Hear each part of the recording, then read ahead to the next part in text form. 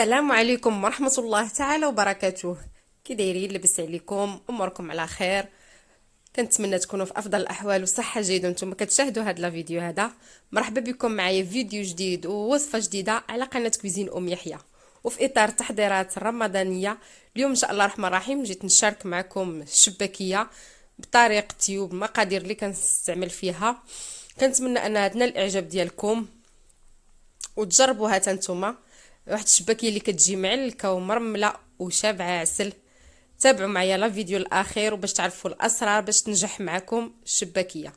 بطبيعه الحال كما كنعرفوا انه ضروري من الشباكيه في المائده الرمضانيه، لهذا جيت نشاركها معكم.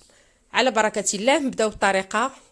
بالنسبه للمقادير اللي غنعطيكم ديال 2 كيلو، خديت 2 كيلو ديال الدقيق من نوعيه جيده. عندي زلافه ديال الزنجلان اللي غيكون مطحون محمر ومطحون مزيان. كذلك زلافه ديال اللوز اللي محمره حتى هي ومطحون مزيان، كنطحنوهم مزيان حتى كيطلقوا لنا داك الزيت ديالهم. عندي 2 معالق كبار ديال النافع، 2 معالق كبار ديال القرفه، 2 معالق كبار ديال حبه حلاوه.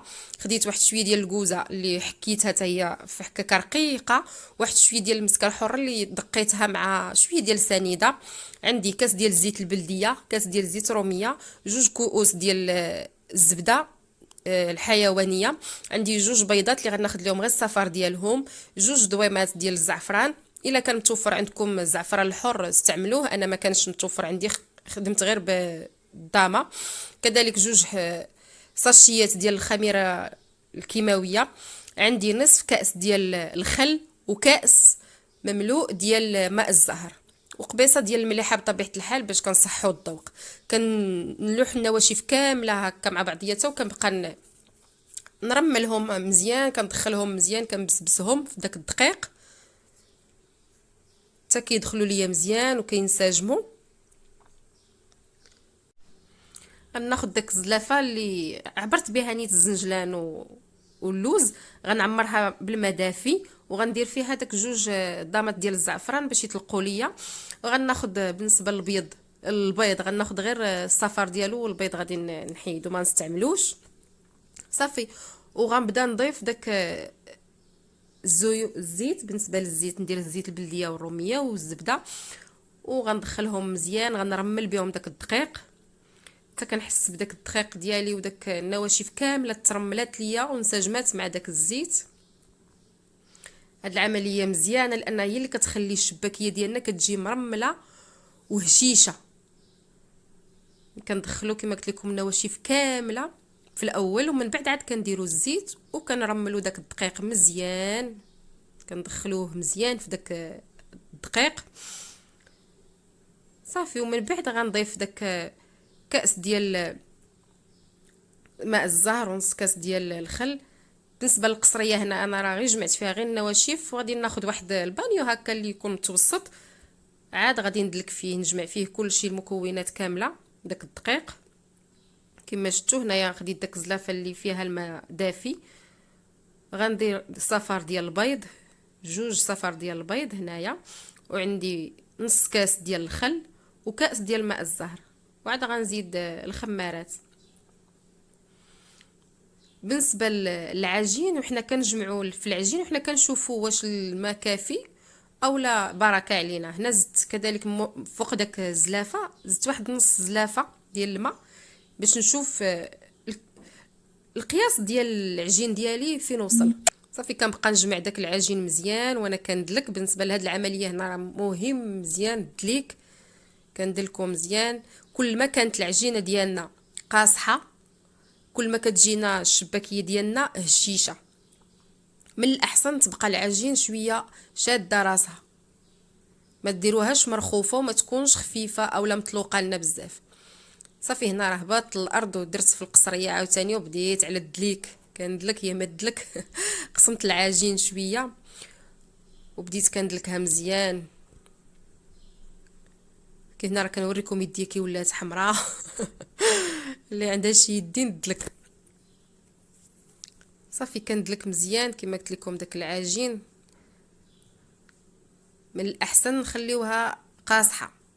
يعني السر ديال الشباكيه ديالنا هو في العجين ماشي في المقادير. راه تقدري تاخدي المقادير نفسها وتكون مضبوطه وتجيك قاصحه، راه العجينه هي اللي كتحكم في الشباكيه ديالنا.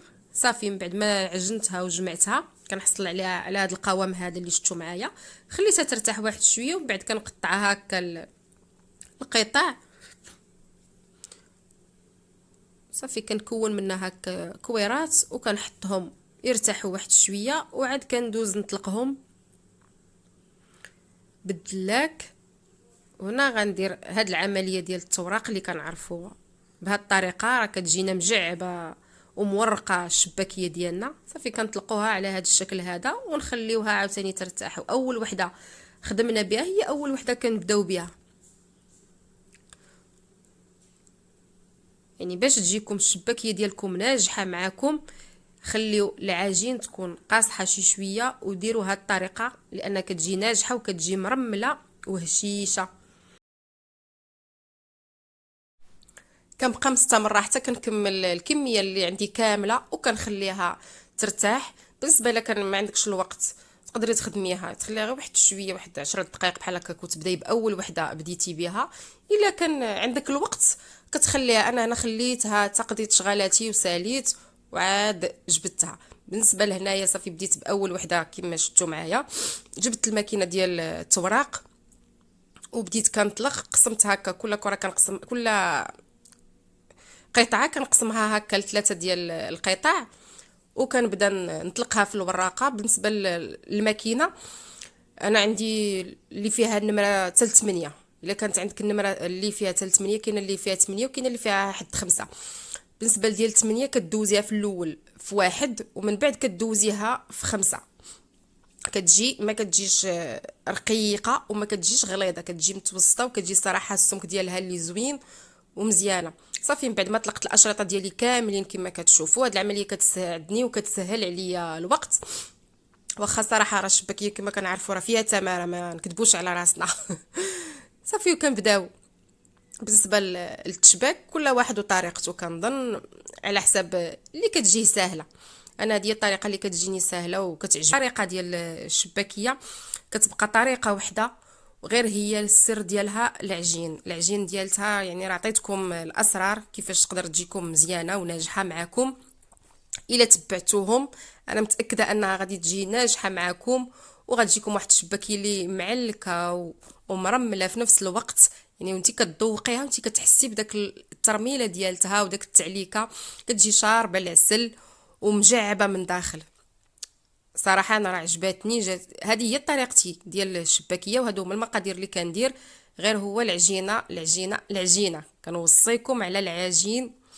يعني راه فيها تماره صراحه وفيها القوام ولهذا كيخصنا تجينا مضبوطه وتجينا واحد العجينه اللي واقفه وما نخليوهاش رطبه بزاف باش ما كتخسرش لينا الشباكيه. وما راه فيها الوقت وفيها تماره وفيها بزاف. كتجي ناجحه بهذه الطريقه. لاي مبتدئه واي وحده ما كتصدقش معاها تبعي هذه الطريقه وتبعي هاد النصائح اللي عطيتك وانا متاكده انها غادي تجيك واحد الشباكيه اللي ناجحه وهشيشه. صافي من بعد ما ساليت الكميه ديالي كامله دزت هنايا القلي. كنقلي كما شفتوا معايا. كنطفيها في العسل خليتها حتى كتشرب العسل. كل ما شربت العسل مزيان كل ما كتشرب حتى هي نيت يدخلها العسل لداخل. وعاد كنهزها كنحطها كما شفتوا. هذه هي الشباكيه اللي حضرت معكم. درتها هكا في السطيل درتها في قدمتها على هذا الشكل هذا. وفي الاخير المهم كما كنعرفوا راه كنبقاو نحطوها وكنديروا الزنجلان راه ضروري لانه كينسمها وكيعطيها واحد المنظر زوين. وفي الاخير كندير عليها من فوق عاوتاني العسل باش كتزيد تشرب العسل مزيان وما كتنشفش لينا. هذه هي الشباكيه كما كتشوفوا صراحه راه جات مجعبه وشاربه العسل بزاف ومرمله. الاهم انها ما كتجيش قاصحه وماشي فتيه كتكونش كتهرس لينا. راه حتى في القلي ما تهرستش ليا بزاف ما خرجتش ليا بزاف ديال الكسور غير واحد شويه. وهنا كنكون وصلت لنهايه لا فيديو. كنتمنى ان هاد الشباكيه اللي شاركت معكم اليوم تنال الاعجاب ديالكم وتبارطاجيو لا فيديو مع الاهل والاصدقاء ديالكم باش تعم الفائده. شكرا لاي واحد دخل وانضم للقناه ديالي وشجعني باللايكات ديالو ولا بالتعاليق ديالو، لانه التعاليق كامله صراحه كتشجعني وتتخليني نواصل وتعطيني واحد الدافع قوي باش نزيد من الوصفات والافكار. شكرا لدعمكم. ولا كنتي اختي اول مره كتشاهدي القناه، اشتركي وفعلي الجرس باش توصلي بكل جديد. ما تنسونيش من لي لايكات ديالكم ومن التعاليق ديالكم. شكرا على المشاهده، والى فيديو قادم ان شاء الله، وعواشركم مبروكه.